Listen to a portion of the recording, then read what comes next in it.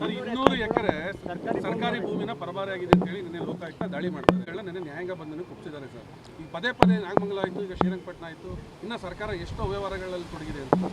ಈಗ ಈ ಸರ್ಕಾರ ಬಂದಿರೋದೇ ಮುಖ್ಯಮಂತ್ರಿಗಳು ಅಲ್ಲಿ ಕಮಿಟ್ಮೆಂಟ್ ಆಗಿ ಮುಖ್ಯಮಂತ್ರಿ ಆಗಿರೋದು ಕೊಡಬೇಕಲ್ಲ ಡೆಲ್ಲಿಗೆ. ಈಗ ಬಿಡದಿ ಪ್ರಾಜೆಕ್ಟ್ ನಡೀತಾ ಇದೆ, ನೀವೆಲ್ಲ ನೋಡ್ತಾ ಇದ್ದೀರ. ಕಳೆದ ಬಿಡದಿಯಲ್ಲಿ 3,500 ಎಕರೆ ಸರ್ಕಾರಿ ಜಮೀನಿತ್ತು. ಈಗ ಏಕಾಏಕಿ ಖಾಲಿಯಾಗಿ 800 ಔಟಿದೆ. ಎಲ್ಲರಿಗೂ ಅದನ್ನು ಬೇರೆ ಹೆಸರಿಗೆ ರಿಜಿಸ್ಟರ್ ಮಾಡಿಬಿಟ್ಟಿದ್ದಾರೆ, ಎಲ್ಲ ಖಾತೆ ಮಾಡಿಬಿಟ್ಟಿದ್ದಾರೆ ಎಲ್ಲ. ಅಂದರೆ ಈ ಸರ್ಕಾರ ಈ ಲಾಬಿ ಪರವಾಗಿ, ಅಂದರೆ ಜಮೀನನ್ನು ಕಬಳಿಕೋ ಅಂಥ ಈ ರಿಯಲ್ ಎಸ್ಟೇಟ್ ಪರವಾಗಿರುವಂಥ ಲಾಬಿ. ಯಾಕಂದರೆ ಸ್ವತಃ ಡಿ.ಕೆ. ಶಿವಕುಮಾರ್ ಹೇಳಿದಾರಲ್ಲ, ನಾನೊಬ್ಬ